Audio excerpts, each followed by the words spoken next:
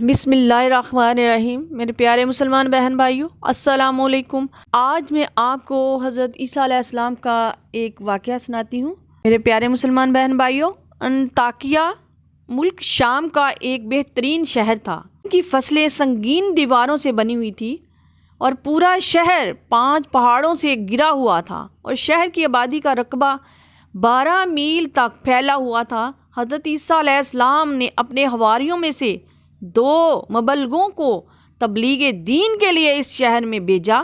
ایک کا نام صادق اور دوسرے کا نام مصدوق تھا۔ جب یہ دونوں شہر میں پہنچے تو ایک بوڑھے چرواہے سے ان دونوں کی ملاقات ہوئی، جس کا نام حبیب نجار تھا۔ سلام کے بعد حبیب نجار نے پوچھا کہ آپ لوگ کون ہیں اور کہاں سے آئے ہیں اور مقصد کیا ہے؟ تو ان دونوں صاحبان نے کہا کہ ہم دونوں حضرت عیسیٰ علیہ السلام کے بھیجے ہوئے مبلغین ہیں اور اس بستی والوں کو توحید اور خدا پرستی کی دعوت دینے آئے ہیں۔ تو حبیب نجار نے کہا کہ آپ لوگوں کے پاس اس کی کوئی نشانی بھی ہے؟ تو ان دونوں نے کہا کہ جی ہاں، ہم لوگ مریضوں اور مادر زادوں کو اور کوڑیوں کو خدا عز و جل کے حکم سے شفا دیتے ہیں۔ یہ ان دونوں کی کرامت اور حضرت عیسیٰ علیہ السلام کا معجزہ تھا۔ یہ سن کر حبیب نجار نے کہا کہ میرا ایک لڑکا مدتوں سے بیمار ہے، کیا آپ لوگ اس کو تندرست کر دیں گے؟ ان دونوں نے کہا جی ہاں، اس کو ہمارے پاس لاؤ۔ چنانچہ اس دونوں نے اس مریض لڑکے پر اپنا ہاتھ پھیر دیا اور فوراً ہی تندرست ہو کر کھڑا ہو گیا۔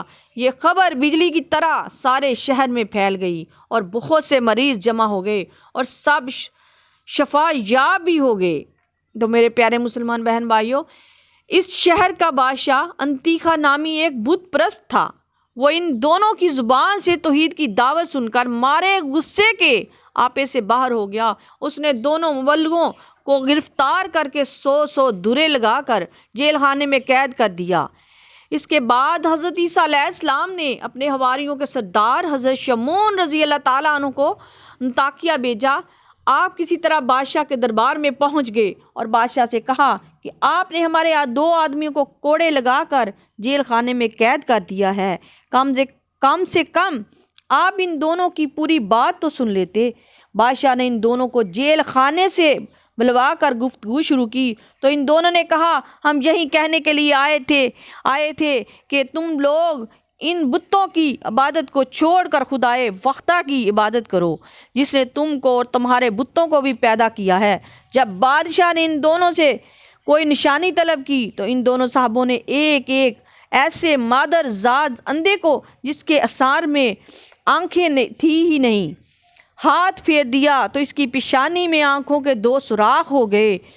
پھر ان دونوں صاحبان نے مٹی کے 2 گلولے بنا کر ان سوراخوں میں رکھ کر دعا کر دی تو یہ دونوں گلولے آنکھیں بن کر روشن ہو گئے اور مادر زاد اندھا آنکھیار بن گیا۔ میرے پیارے مسلمان بہن بھائیوں، حضرت شمعون نے فرمایا کہ اے بادشاہ، کیا تمہارے بتوں میں بھی یہ قدرت ہے؟ بادشاہ نے کہا نہیں۔ تو حضرت شمعون نے فرمایا کہ پھر تم اس کی عبادت کیوں نہیں کرتے جو ایسی قدرت والا ہے کہ اندھوں کو آنکھیں عطا فرما دیتا ہے؟ یہ سن کر بادشاہ نے کہا کیا تمہارا خدا مردوں کو زندہ کر سکتا ہے؟ اگر یہ مردوں کو زندہ کر سکتا ہے تو ایک مردے کو زندہ کر دے جو میرے ایک دہقان کا لڑکا ہے اور کئی روز سے مرا پڑا ہے، اور میں نے اس کے باپ کے انتظار میں ابھی تک اس کو دفن نہیں کیا۔ بادشاہ ان تینوں صاحبان کو لے کر لڑکے کی لاش کے پاس گیا تو ان تینوں صاحبان نے دعا مانگی تو خدا کے حکم سے وہ مردہ زندہ ہو گیا اور بلند آواز سے کہا کہ میں بت پرست تھا تو میں مرنے کے بعد جہنم کی وادیوں میں داخل ہو گیا، لہٰذا میں تم لوگوں کو عذاب الہی سے ڈراتے ہوئے اللہ پر ایمان لانے کی دعوت دیتا ہوں اور تم لوگوں کو نصیحت کرتا ہوں کہ خدا کے پیغمبر حضرت عیسیٰ علیہ السلام کا کلمہ پڑھ کر ان تینوں مبلغین کی بات مان کر ان لوگوں کے ساتھ اچھا سلوک کرو، کیونکہ یہ تینوں صاحبان حضرت عیسیٰ علیہ السلام کے حواری ان کے فرزندہ ہیں۔ یہ منظر دیکھ کر اور مردے کی تقریر سن کر سب کے سب حیران رہ گئے۔ اتنے میں حبیب نجار بھی دوڑتے ہوئے پہنچ گئے اور انہوں نے بھی بادشاہ اور سارے شہر والوں کو مبلغین کی تصدیق کے لیے پرزور تقریر کر کے آمادہ کر لیا، یہاں تک کہ بادشاہ اور اس کے تمام درباریوں نے امان کی دعوت قبول کر لی اور سب صاحب ایمان ہو گئے، مگر چند منحوس لوگ جو بتوں کی محبت میں عقل و ہوش کھو چکے تھے وہ ایمان نہیں لائے، بلکہ حبیب نجار کو قتل کر دیا تو ان مردودوں پر عذاب آیا اور عذاب الہی سے ہلاک کر دیے گئے۔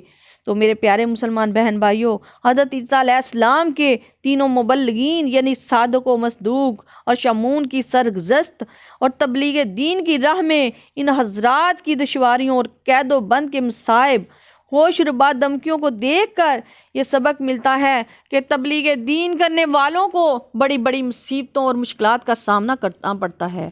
وآخر دعوانا الحمد للہ رب العالمین۔